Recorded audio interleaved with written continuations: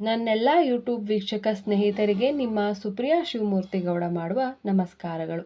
ಎಲ್ಲರೂ ಹೇಗಿದ್ದೀರಿ? ಚೆನ್ನಾಗಿದ್ದೀರಾ ಅಂತ ಭಾವಿಸ್ತಾ ರಾಮಾಯಣದ 119ನೇ ಸಂಚಿಕೆಯನ್ನು ಪ್ರಾರಂಭ ಮಾಡೋದಕ್ಕೂ ಮುನ್ನ 118ನೇ ಭಾಗದಲ್ಲಿ ಏನಾಗಿತ್ತು ಅಂತಂದರೆ, ಯುದ್ಧ ಭೂಮಿಗೆ ಕುಂಭಕರ್ಣನನ್ನು ರಾವಣನು ಹೊರಡಿಸಿ ನಿಲ್ಲಿಸಿದ್ದಾನೆ.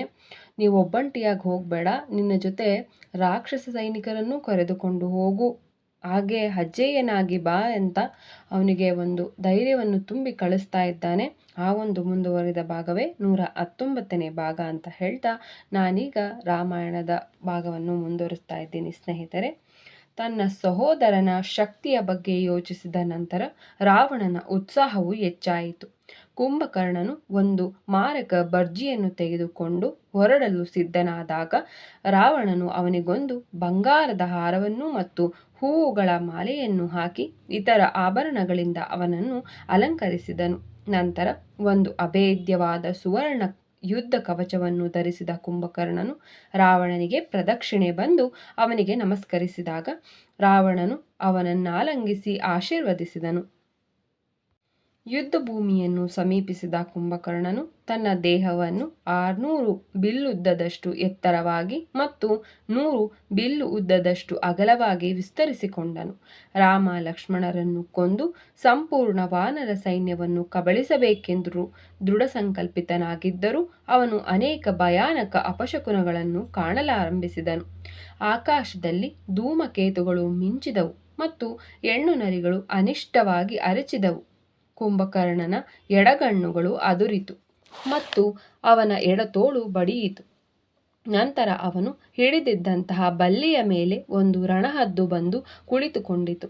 ಆದರೆ ಕಾಲದ ಪ್ರಭಾವಕ್ಕೆ ಒಳಗಾಗಿ ಹುರುಪುಗೊಂಡಿದ್ದ ಕುಂಭಕರ್ಣನು ಈ ಅಪಶಕುನಗಳನ್ನು ಪರಿಗಣಿಸಲಿಲ್ಲ.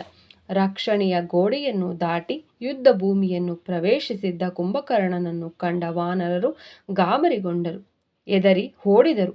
ಆದರೂ ಅಂಗದನು ಸೈನ್ಯವನ್ನು ಒಟ್ಟುಗೂಡಿಸಿದಾಗ ಹಿಂದಿರುಗಿದ ವಾನರರು ಕುಂಭಕರ್ಣನ ಮೇಲೆ ಅಗಣಿತ ಮರಗಳನ್ನು ಮತ್ತು ಪರ್ವತ ಶಿಖರಗಳ ಸುರಿಮಳೆಗೈದರು. ಆದರೆ ದೈತ್ಯಾಕಾರದ ರಾಕ್ಷಸನ ದೇಹಕ್ಕೆ ತಾಕಿದ್ದ ಅವರ ಅಸ್ತ್ರಗಳು ಸುಮ್ಮನೆ ಚೂರು ಚೂರಾದವು.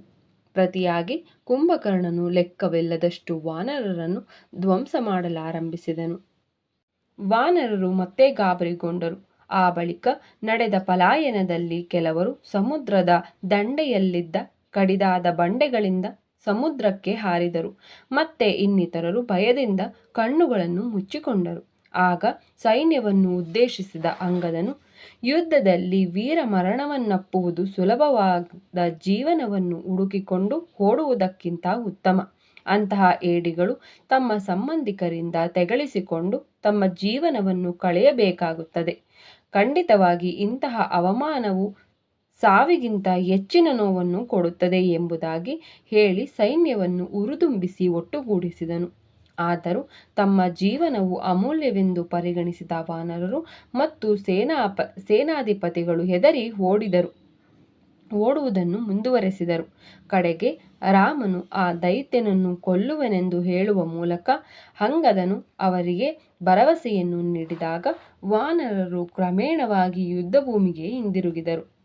ಕೂಡಲೇ ವಾನರರು ಕುಂಭಕರ್ಣನ ಕಡೆಗೆ ಧಾವಿಸಿದರು.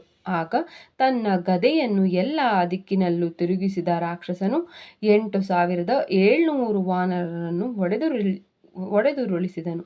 ನಂತರ 30 ವಾನರರನ್ನು ತನ್ನ ಕೈಗಳಲ್ಲಿ ಒಮ್ಮೆಲೆ ತೆಗೆದುಕೊಂಡ ಅವನು ಅವನನ್ನು ತನ್ನ ಗುಹೆಯಂತಹ ಬಾಯಿಯಲ್ಲಿ ತುರುಕಿಸಿಕೊಂಡನು. ಆಗ ಒಂದು ದೊಡ್ಡ ಬಂಡೆಯನ್ನು ತೆಗೆದುಕೊಂಡ ದ್ವಿವಿಧನು ಅದನ್ನು ಕುಂಭಕರ್ಣನ ಕಡೆಗೆ ಎಸೆದನು.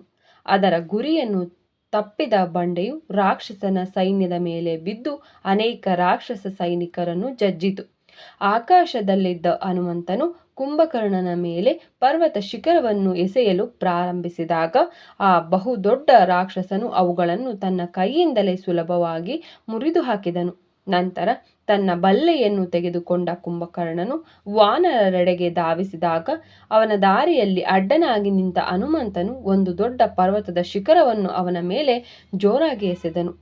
ಆದರೆ ಅದರಿಂದ ತಪ್ಪಿಸಿಕೊಂಡ ರಾಕ್ಷಸನು ತನ್ನ ಬಲ್ಲೆಯನ್ನು ಎಸೆದಾಗ ಅದು ಹನುಮಂತನ ಎದೆಯನ್ನು ಛೇದಿಸಿ ಅವನು ರಕ್ತಕಾರಿ ನೋವಿನಿಂದ ನರಳುವಂತಾಯಿತು. ಹನುಮಂತನ ಅವಸ್ಥೆಯನ್ನು ಕಂಡು ರಾಕ್ಷಸರು ಸಂತೋಷಪಟ್ಟಾಗ ಹೆದರಿದ್ದ ವಾನರರು ಎಲ್ಲ ದಿಕ್ಕುಗಳಲ್ಲೂ ಚದುರಿದರು. ಆದರೆ ಆ ಯೋಧರನ್ನು ಒಟ್ಟುಗೂಡಿಸಿದ ನೀಲನು ಪರ್ವತ ಶಿಖರವೊಂದನ್ನು ತೆಗೆದುಕೊಂಡು ಕುಂಭಕರ್ಣನೆಡೆಗೆ ಎಸೆದನು. ಆದರೆ ರಾಕ್ಷಸನು ಅದನ್ನು ತನ್ನ ಮುಷ್ಟಿಯಿಂದ ಅನಾಯಾಸವಾಗಿ ಚೂರು ಚೂರು ಮಾಡಿದನು. ವೃಷಭ, ಸರಭ, ನೀಲ, ಗವಕ್ಷ ಮತ್ತು ಗಂಧಮಾದರೆಲ್ಲರೂ ಕುಂಭಕರ್ಣನ ಮೇಲೆ ಒಮ್ಮೆಲೆ ಮುಗಿಬಿದ್ದರು. ಆದರೆ ಅವರ ಶಕ್ತಿಯುತವಾದ ಹೊಡೆತಗಳು ಪ್ರೀತಿಯ ಲಾಲನೆಗಳೆಂಬಂತೆ ಅನುಭವಿಸಿದ ಆ ದೈತ್ಯ ರಾಕ್ಷಸನು ವೃಷಭನನ್ನು ಹಿಡಿದುಕೊಂಡು ಅವನನ್ನು ತನ್ನ ಕೈಯಿಂದ ಕಿವುಚಿ ಅವನು ಮೂರ್ಛಿತನಾಗಿ ನೆಲದ ಮೇಲೆ ಬೀಳುವಂತೆ ಮಾಡಿದನು. ಆಗ ಇತರ 4 ವಾನರ ವೀರರನ್ನು ಹೊಡೆದ ರಾಕ್ಷಸನು ಅವರು ತಲೆ ತಿರುಗಿ ಕೆಳಗೆ ಬೀಳುವಂತೆ ಮಾಡಿದನು.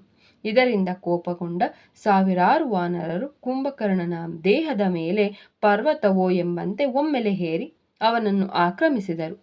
ವಾನರರು ಅವನನ್ನು ತಮ್ಮ ಉದ್ದವಾದ ಮೊನಚಾದ ಹಲ್ಲುಗಳಿಂದ ಕಚ್ಚಲು ಪ್ರಯತ್ನಿಸಿದಾಗ ಅವರನ್ನು ತನ್ನ ಕೈಗಳಿಂದ ಹಿಡಿದ ಕುಂಭಕರ್ಣನು ಅವರನ್ನು ತನ್ನ ತೆರೆದ ಬಾಯಿಗಳಿಗೆ ತುರುಕಿಕೊಂಡನು.